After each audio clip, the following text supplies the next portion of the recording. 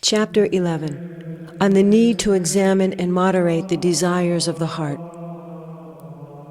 Christ says, "My child, you still have many things to learn, which you have not yet learned well."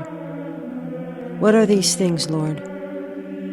Our Lord says that you conform your desires and affections to my good pleasure, that you be not full of self-love, but a zealous follower of my will in all things. I understand well how desires sway you this way or that, but you should consider whether you are moved mainly for my honor or for your own interests.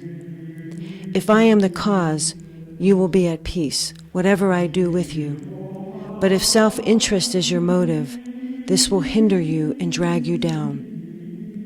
Be careful, therefore, not to rely too much on your own desire without consulting me, lest perhaps you regret it later on, or be dissatisfied with what pleased you at first. Not every inclination which appears to be good and holy should be followed at once. On the other hand, neither is every undesirable inclination hastily to be rejected. Sometimes it is well for people to restrain these inclinations and desires, good in themselves, lest through impulsiveness they become distracted in mind, or an obstacle to the spiritual progress of others, or again, through the opposition of others, become disturbed and fall.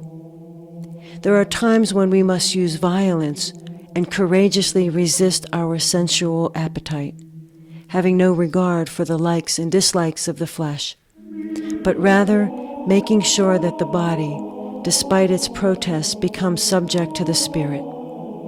It must be chastised and compelled to serve until it is ready to obey in all things what the soul commands, and until it learns to be content with little, to delight in simple things, and not to complain at any inconvenience.